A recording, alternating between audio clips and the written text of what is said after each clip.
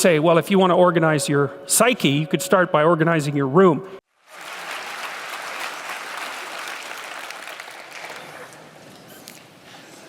Well, that was nice. The Jordan Peterson effect. Rise, reverence, and rift. Has Jordan Peterson truly shaped a generation? Or has he simply become a mirror of its confusion? Once a quiet professor lecturing on myth and meaning, he became one of the most polarizing intellectual figures of our time. For most, and for some, he's a prophet of order and discipline. For others, a cautionary tale about ego, ideology, and the internet's power to consume its heroes. Wherever you stand, whether seeing him as a hero or one that has been consumed by the very ideologies he critiqued, this is a story of how Jordan Peterson rose, how he fell, and why his journey still says something profound about all of us.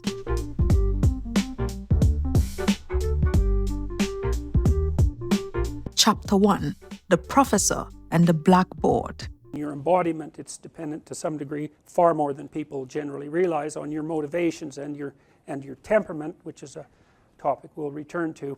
And then it's further narrowed by your position in society and by the people that you have around you and by your particular domain of expertise or lack thereof. Before the fame, before the outrage, there was just a man and a chalkboard. At the University of Toronto, Jordan Peterson lectured to students about psychology, mythology, and the structure of belief. He talked about Jung's archetype, the hero's journey, and the ways we destroy ourselves when we lie. It wasn't glamorous, but it was honest. He was the kind of professor who could spend 20 minutes unpacking a single sentence and somehow make you feel like your entire life depended on understanding it.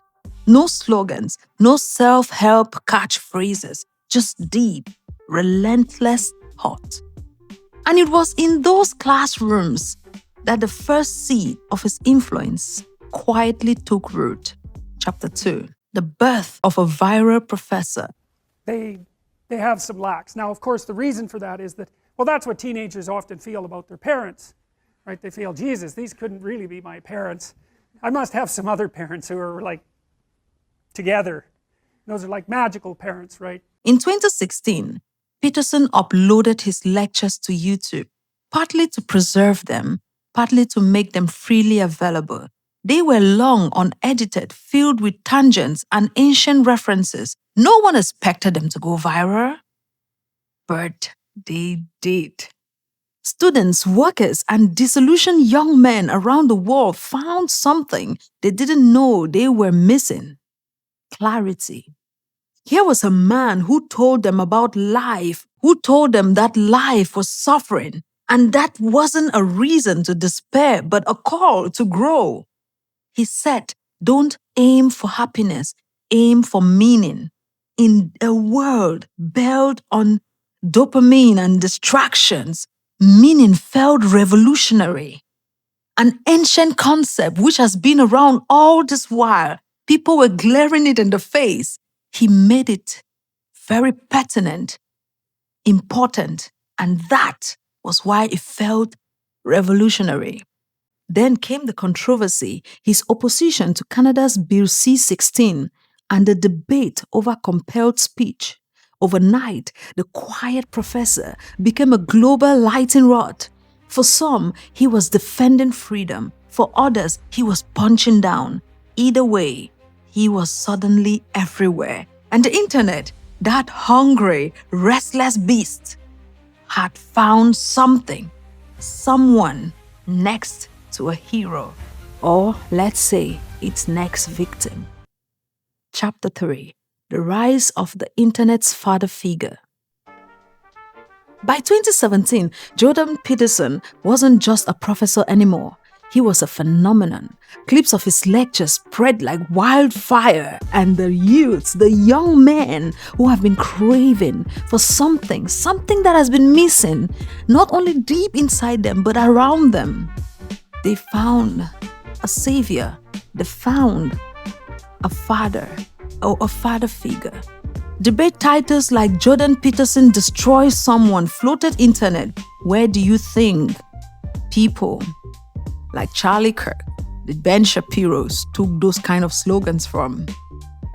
Charlie, Ben, Peterson is their father or godfather in that sense. The irony, of course, was that Peterson rarely destroyed anyone. He was usually trying to understand them. But the internet loves conflict, and Peterson's calm defiance became a kind of modern armor, or that demure the youths were craving for.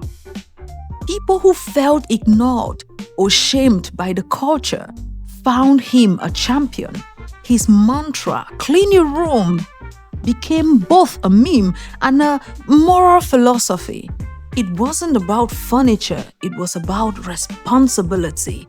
Like I said before, they found a father figure, something that was missing in them or was there, but he amplified it. He wasn't offering empty motivations. He was saying, before you try to fix the world, fix yourself.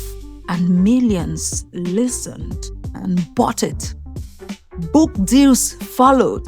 12 Rules for Life became an international bestseller. His lectures sold out theaters worldwide.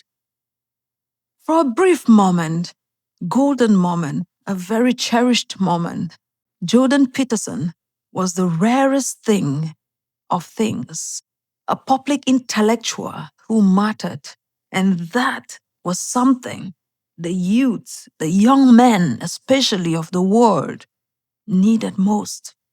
That thing they never knew they needed, but they found its value. Chapter 4, the chaos he warned about.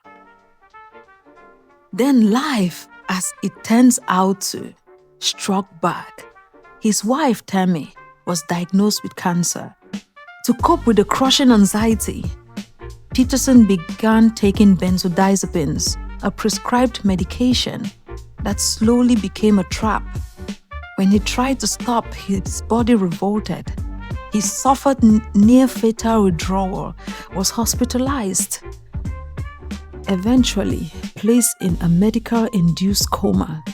His daughter, Mikhaila, became his fiercest defender and unintentionally a controversy of her own.